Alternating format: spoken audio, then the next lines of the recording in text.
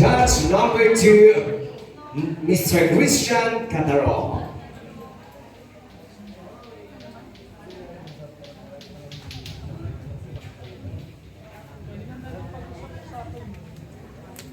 Hello. Hello, kamusta candidate number 8? I'm so grateful po and thank you po for being just me to be part of Starbucks. Okay, so ito yung katanungan mo. Susunod ka pa ba sa isang tigmaan kung alam mong ikaw na lang mag-isa ang iyong harapan? Ulitin ko. Susunod ka pa ba sa isang tigmaan kung alam mong ikaw na lang mag-isa ang iyong harapan? Kung susunod daw po ako sa isang digmaan na ako na lamang po ang lumalaban. Well, ladies and gentlemen, opo, bakla po ako. Ngunit hindi isang bakla lang. Bakla po ako na may determinasyon at lakas ng loob. Opo, susugod po ako. Bakit? Dahil hindi naman po ibig sabihin na nag-iisa kang lumalaban ay ikaw ay matatalo. Katulad ho ngayong gabi. Susugod po ako, dala-dala ang sarili ko patungo sa aking tagumpay. Dahil mga kaibigan, kung hindi ho ako susugod, hindi ko ho malalaman ang resulta. Hindi ko malalaman kung mananalo ho ako sa laban at hindi ko rin ho malalaman kung matatalo man ho ako sa laban. Ngunit magkaganot-ganot pa man ho, matalo man ho ako sa pagsugod ko. Alam ko ho na may natutunan ho ako na oo, natalo man ho ako. Ngunit sa ikalawang paglaban ko, kailanman ho ako'y babawi at babangon. Ngunit naniniwala ho ako bilang isang LGBT. Lagi ho ko pinagkakatandaan ang salitang magnanimous. When we say magnanimous, is the ability to share generously in kindness to each and every one of us. Why do I say so? Lumalaban ho ako, hindi lamang para sa sarili ko. Lumalaban ho ako para sa mga taong umaasa sa akin. Katulad na lang ho ng pamilya ko. Ako ay wala na po akong ama. At ako po ay nagsisileng padre ng pamilya at tumutulong ho sa aking mga magulang. Magkakaganot-ganot pa man ho, hindi ho ako natinag. Bakit ho? Dahil sa pagiging determinado kong tao. Dahil naniniwala ho ako. Ako ho, si John George Masumbilla, na kailanman ho walang sinusukuan, walang inaatras ang laban. Dahil alam ko ho sa sarili ko, manalo man ho ako o matalo, alam ko na naging inspirasyon ako sa ibang tao na isang bakla na lumaban kahit nag-iisa. That is my simple answer. No. No, that's what we call bullseye.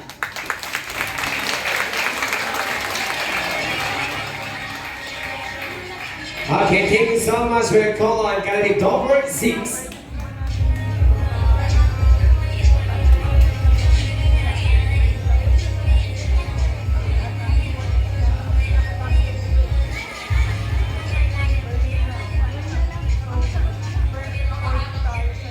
Okay, judge number 1, Mr. Roberto P. Pasamba.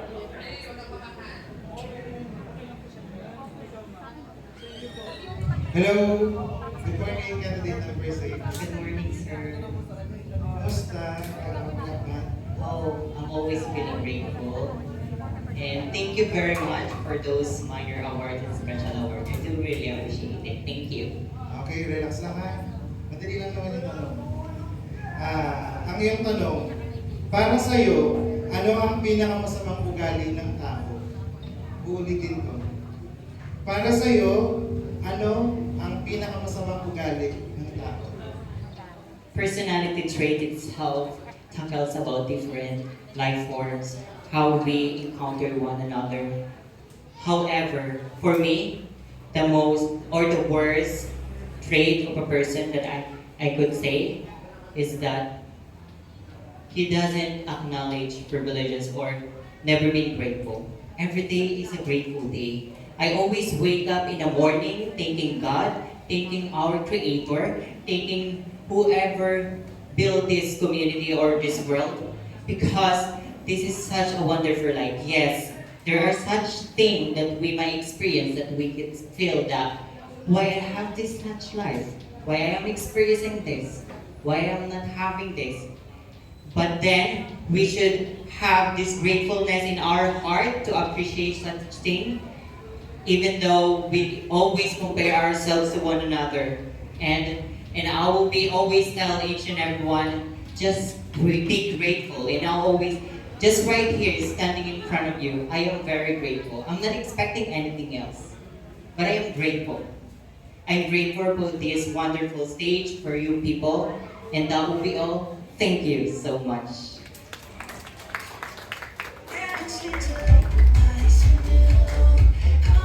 Yeah. Okay, step. Come on stage. Candidate number 14, Miss Kylie Padilla.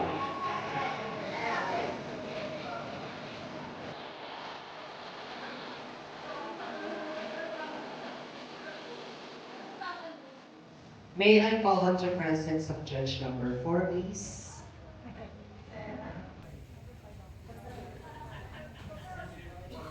Mr. Mel Protel.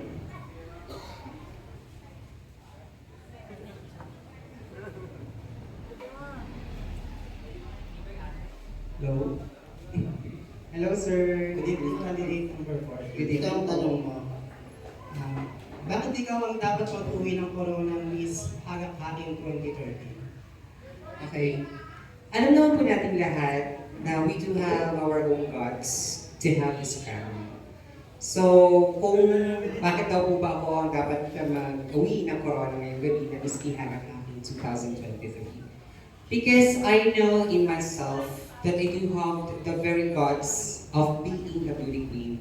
Because being a beauty queen is not only physical appearance, but also you will see the goodness in my heart. Dahil naniniwala po ako na ang pagiging isang beauty queen ay hindi lamang sa panlabas na kaaniman.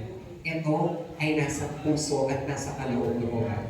And if I will win the crown for tonight's pageant, I will not put the crown on my head, nor on my back. But I'm going to put the crown on my heart. Dahil ito nararapat ang corona ko ngayong gabi. Maraming po salamat. Thank you so much, candidate number 14. Yes, come on stage.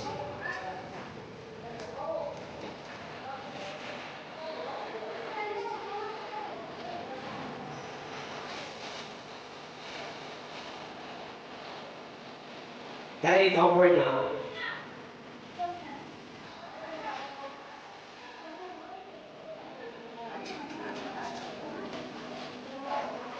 Okay, pick the number and judge.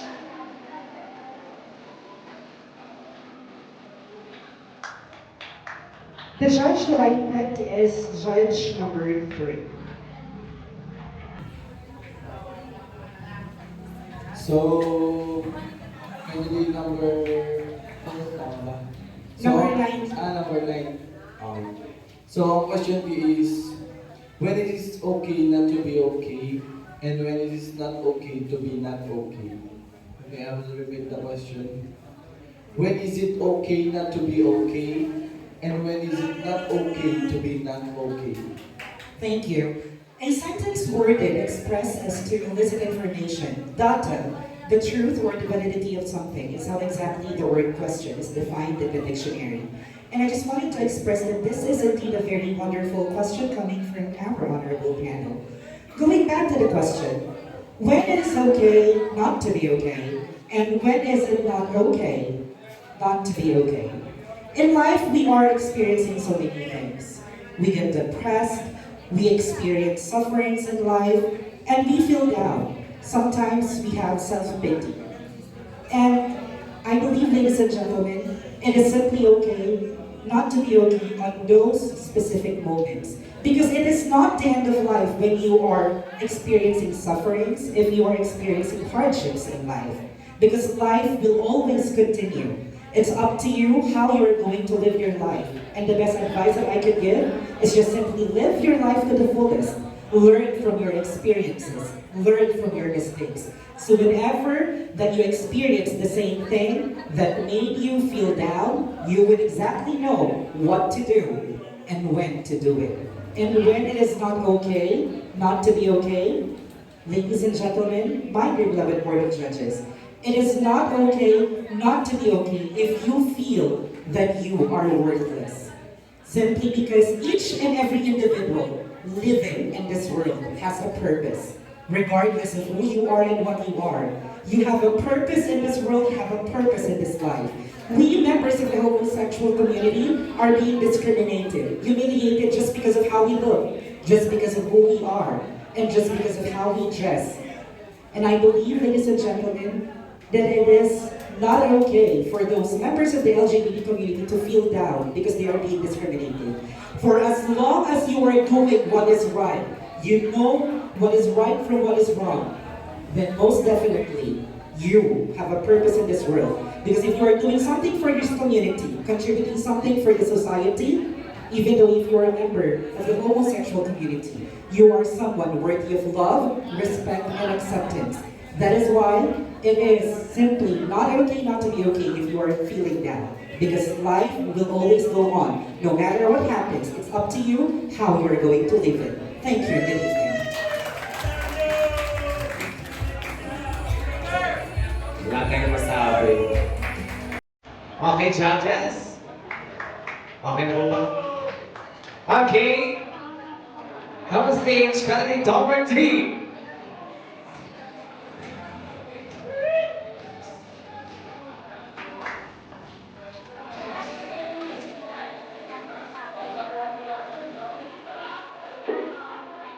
Wala na po si candidate number 2. Ay, naku pala.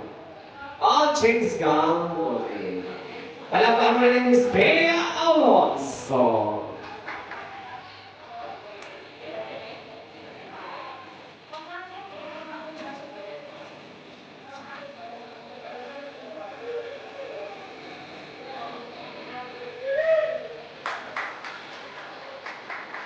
Okay, your pick is judge number 5, Miss Lizelle Bicachasa.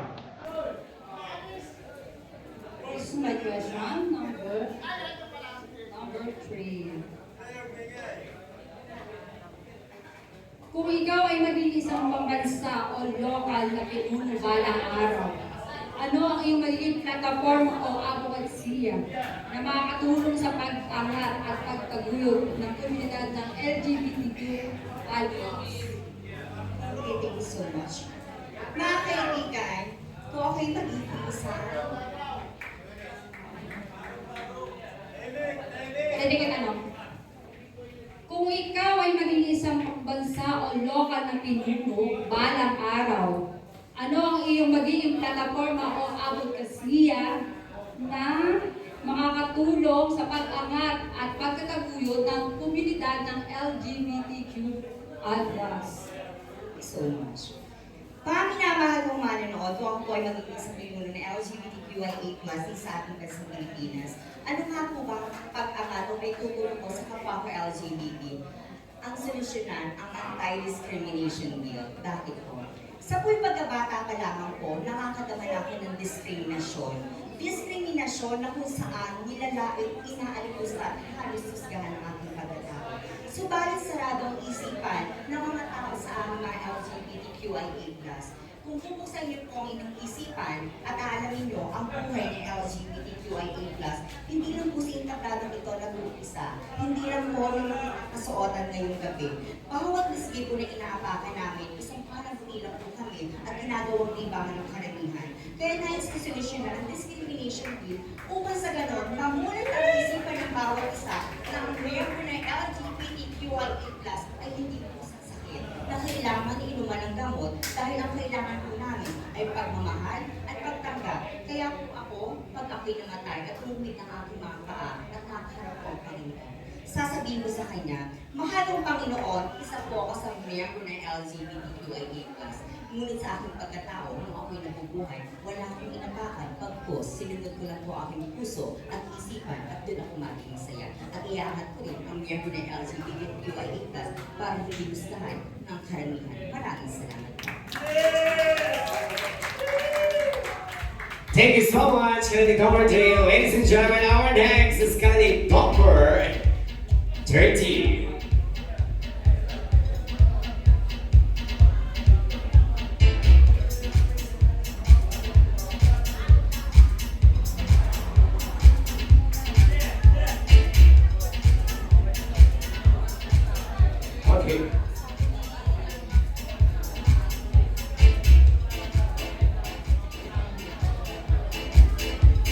Judge number 7, our chairman of the board.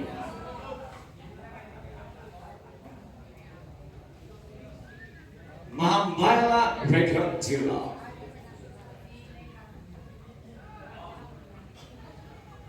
Hindi ko alam kung ano ginatanong ko, pero hindi kasi ako prepared. Hindi ako na-inform. Sige, ito na lang. Kung ipapanganak mo ulit, ano ang mas pipiliin mo, maging babae or lalaki at bakit? Kung pagbibigyan ko uli ako ng pagkakataon na isilang sa mundong ibabaw, ano po ba ang pipiliin ko? Ang maging isang babae po ba? O ang maging isang lalaki? Masamaman po sa iyong kalooban sapagkat wala po sa dalawang aking pipiliin. Dahil ang pipiliin ko po ay maging kung sino man po ang pagkatao ko o yung pong pagkatao ko bilang isang miyembro ng LGBT. Sapagkat naniniwala po ako na ito na po yung pagkakataon ko upang baguhin ang imahe ng isang third sex sa ating lipunang ginagalawan sa aking pangalawang buhay. Sa aking pangalawang buhay, nabibigyan ako ng pagkakataon na itama sa isipan ng bawat tao na hindi kinikilala, na hindi pinapahalagahan ang miyembro ng ikatlong dahil sa ating lipunang ginagalawan.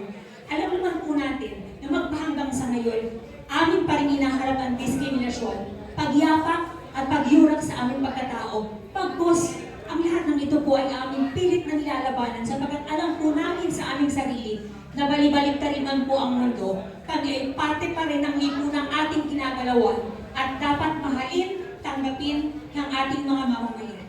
Sa pangalawang buhay ko po, pipiliin ko na maging isang bakla sapagkat nais ko po maging inspirasyon sa lahat ng isang katulad ko, kailanman po ay hindi naging salot, kailanman po ay hindi magiging salot dahil naniniwala ko. Droga ang tunay na salot, hindi po ang katulad kong bayot, kaya kami dapat tanggapin sa ating libong ng ginagalawan. Hindi po ako magsisisi na sa pangalawang buhay ko na ako'y maging isang member ng LGBT community sapagkat kailanman po hindi naging masama ang pagiging bakla. At naniniwala po ako sa mundong ito na ating hinaharap na ngayon ay puno na ng kaplastikan at kasinungalingan. Hindi po mahalaga kung ano po ang iyong pagkatao. Ang mahalaga ay kung paano ka magpapakatao. At bilang ako ay naging isang tunay na tao. Kahit ako po ay member ng LGBT, ginawa ko ang lahat ng aking magagawa sa ating lipunang ginagalawan. At ang misyon ay binigay sa akin ng Poong Lumikha. At yun po ay maging inspirasyon sa puso ng bawat tao. Isang pinagparang gabi at maraming salamat.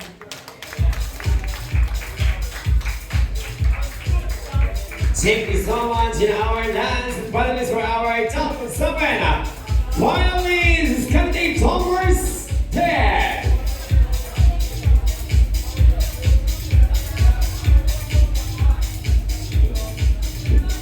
Judge number 6. Magandang gabi po sa lahat. Salamat po sa mainit na pagtanggap ng barangay Hanakakin sa amin lahat. Magandang umaga po. For you, candidate number 10, once again, congratulations. You are so beautiful. We enjoyed watching you earlier. So, my question would be, if you don't win tonight, do you think it's worth the try? If you don't win tonight, do you think it's worth the try? Sa Tagalog, kung hindi ka man manalo ngayon, worth it ba na nag-try ka? Okay, good evening ladies and gentlemen, good evening mga board of levels. Let me answer your question coming from my heart. Kung hindi man po ako manalo ngayong gabi, at least na-try ko pa ako, nag-enjoy po ako. Para sa aking mga kaibigan, kung hindi man ako mananalo ngayong gabi, magiging masaya pa rin po ako. Bakit mga kaibigan? Dahil hindi ho ibig sabihin na magnatalo ako sa isang matimpalang ay titigil na ako. Dahil ito ho ang gagawin kong inspirasyon upang ibangon ang aking sarili. Dahil ibig sabihin po nito, meron pa akong ibang talento at ibang kagandahan na maipapakita sa bawat intabladong aking tatapakan. Mga kaibigan, sa bawat patimpalang ho na ating sasalihan, manalo o matalo, at least nag-enjoy po tayo. Mahalin po natin ang ating sarili. Dapat ho ay tanggapin natin anuman kung pagsubok ang ating harapan sa bawat patimpalang na ating sinasalihan. Dahil mga kaibigan, patuloy po natin itatak sa ating isipan na sa bawat pagtapak at paglapat natin sa entablado, ang dapat natin gawin ay magbigay ng saya kaya ipakita ang talento, lalong-lalo na magbigay ng inspirasyon sa taong nagpaligid sa atin. This is my simple answer coming from my heart. Thank you, Emilio. Wala na akong masabi sa batang ito. Okay, at syempre habang nagtatali po tayo ng ating finalists o our recovered